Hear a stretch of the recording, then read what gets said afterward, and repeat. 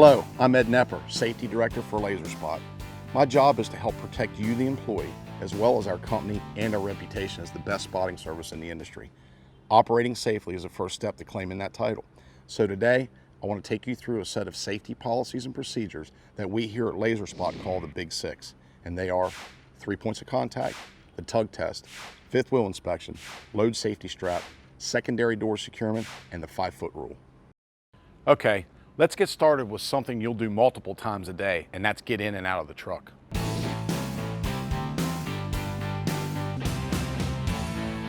Three points of contact is all about your personal safety. It means that at all times you should have 2 hands on the handrail and at least 1 foot planted firmly on a step or the ground. This forces you to think about what you're doing as you enter and exit the truck. And that will reduce or eliminate injuries caused by slip or fall while mounting or dismounting the truck. Since your feet are moving, in order to maintain 3 points of contact, you must have both hands on the handrail at all times. It's also important to remember to have your body facing the cab. Okay, let's take a closer look. To mount properly, put both your hands on the handrail, one higher than the other, before you take the first step. Now, slide your hands up together as you step onto the truck. Remember, step and slide. That way you never have to let go. Keep those 3 points of contact strong the whole time. For a proper dismount, you're again going to hold onto the handrails with both hands, but this time you're going to use 2 different rails. Be sure to face the cab when you take hold. You're going to slide your hands down as you come down the steps. Remember, never let go of the rail. Instead, face the cab as you step off the truck. I know this feels a little weird at first, but it's really important, so think about it as you do it. Once you've mastered your mount and dismount, it'll become second nature. You might even find yourself using 3 points of contact outside the job. Okay, let's run through the 3 most common mistakes that people make, like holding on with only one hand. Your natural tendency might be to grab only the first rail and come down the steps facing forward, only using one hand. If you slip and fall from here, your natural reflex would be to reach out and catch yourself with your free hand. Not good. This could cause a worse injury, so face the cab. Keep both hands on both rails every time you dismount. The second most common mistake, not facing the cab while you're exiting. Instead, you face your body toward the steps. You grab the first rail, then reach across your body to take hold of the second rail. That's 3 points of contact, right? Well, the problem is your body is facing the steps instead of the cab. If you slip from this position, your left hand is not really engaged and your right hand will have to do all the work. That could cause a serious injury to your shoulder. The third most common mistake, you let go too soon in your dismount. Now if you slip, you won't have any way to keep yourself from falling. This is also known as a rodeo dismount. But remember, we don't want any cowboys at Lazer Spot because you could get yourself thrown from your dismount. Hold on with both hands until both feet are firmly on the ground. Keep 3 points of contact at all times. Keep yourself safe.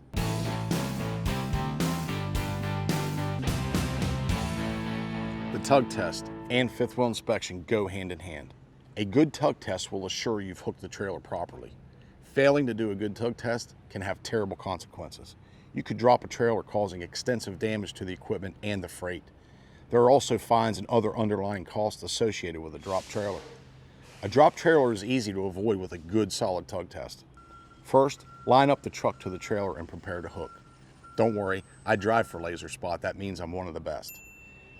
Move the fifth wheel into the proper height position, then back under the trailer. You'll hear a click. It's got to click in order to stick. Next, raise the trailer slightly to take the pressure off the landing legs. Do a good tug test. Give it some throttle. The force from a good tug test should slightly raise the front of the truck. The engine will try to pull the truck forward, but it can't because the trailer brakes are engaged. Now you know you've locked to the trailer. Once you're out of the cab, attach both your air lines so you have better control of both units. Remember to always hook up your electrical cord too. This will make you more visible to others operating on the yard. But you're not ready to go yet. First, you have to perform number 3 of the Big Six.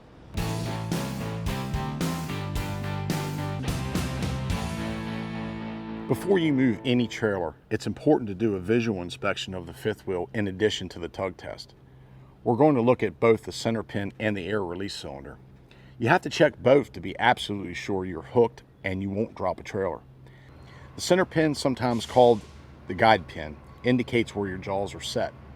When the pin is sticking out, the jaws are open. When the pin is inside the flushing of the fifth wheel, the jaws are locked. If the pin sticks out more than a half an inch or so when the jaws are open, they may not engage and lock properly. If this is the case, notify your manager and get the fifth wheel checked by a certified mechanic. Obviously, you want the jaws locked when you're hooked to a trailer. So when you do your inspection, take a good look at this guide pin and make sure that it is flush and you're hooked to a trailer.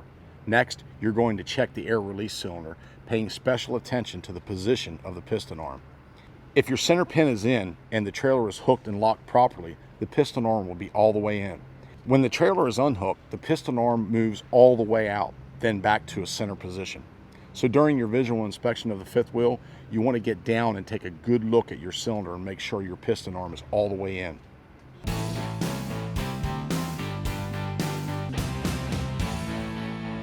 Every time you open the trailer doors, you must use a load safety strap. Every time. Even if you think the trailer is empty, we actually had an employee get hurt when a load bar fell from the trailer and hit him. This injury could have been avoided with a load safety strap in place. On standard trailers, we use a standard load safety strap. What we do is unlock the cradle handles, latch the strap on, latch the strap to the cradle handle on the opposite side. Then it's safe to open the door and see if any of the load has shifted. If it did shift, the load safety strap will hold it from falling out on you. On some of the newer trailers, the setup is a little different. Since these latches are at the base of the container, you may need more than a safety strap. You will need what we call a webbing loop. First, you'll hook the safety strap onto the latch that's staying closed. Then you'll take the webbing loop, push it behind the door pole, pull it back through itself. Then you'll take the safety strap, run it through the webbing loop, and hook it back to itself. Then you can open the door safely. If there's any freight, it won't fall out on you. Once you know you're safe, you can remove the strap and webbing loop and pin the doors back, which is what number 5 of the Big 6 is all about.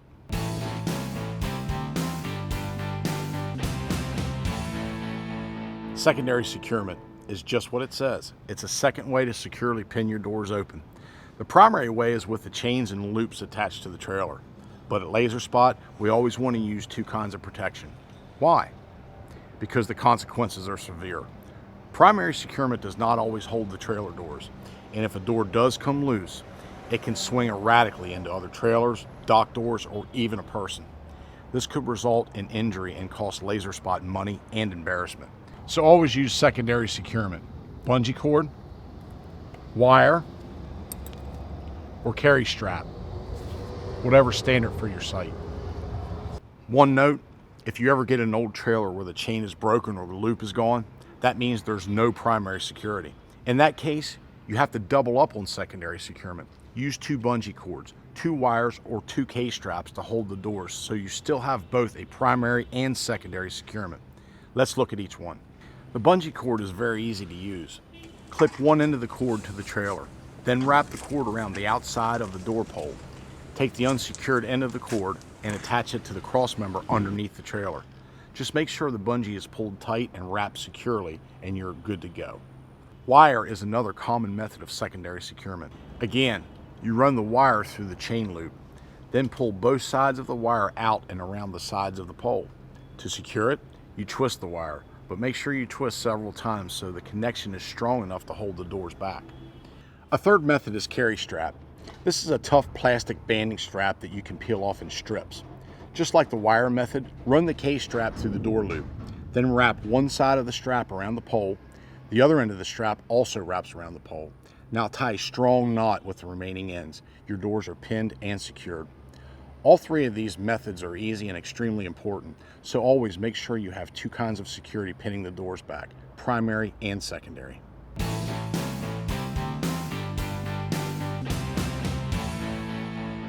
We have one last Big 6 procedure, the 5-foot rule. Whenever you're backing into a dock, you should always stop at least 5 feet from the dock for a safety check. I'm not talking about going slow. I'm talking about a full stop. Lug nuts have to stop. And after you're stopped, look and listen. Do you hear anything? Now look in each rearview mirror individually. Is there anything back there?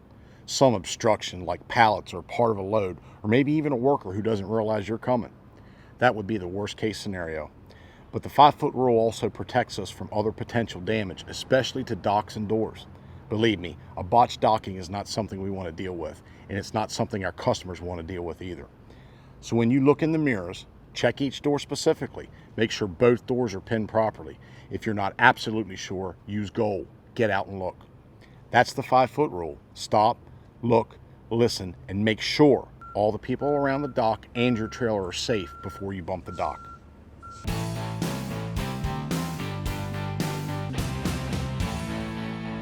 So there you go, the big 6. Can you name them all?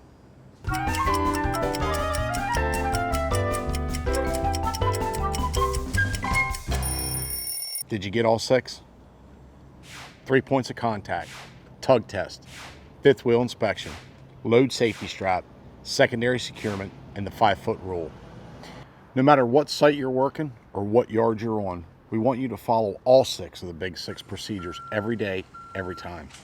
It's important for your safety, it's important for the protection of our equipment and our loads, and it's important to the reputation we have with our customers. We didn't get to be the best in yard management and spotting by accident. Putting safety first sets the tone for our professionalism, takes care of all of our team members, and helps our business grow. Remember, there's always a sense of urgency when operating in a production environment. However, it's not how fast can we do this job, it's how good can we do it. And we can't do it good if we can't do it safe. So use the big 6 every time on every trailer. Hey, let's be safe out there, and I'll be around to see you all real soon.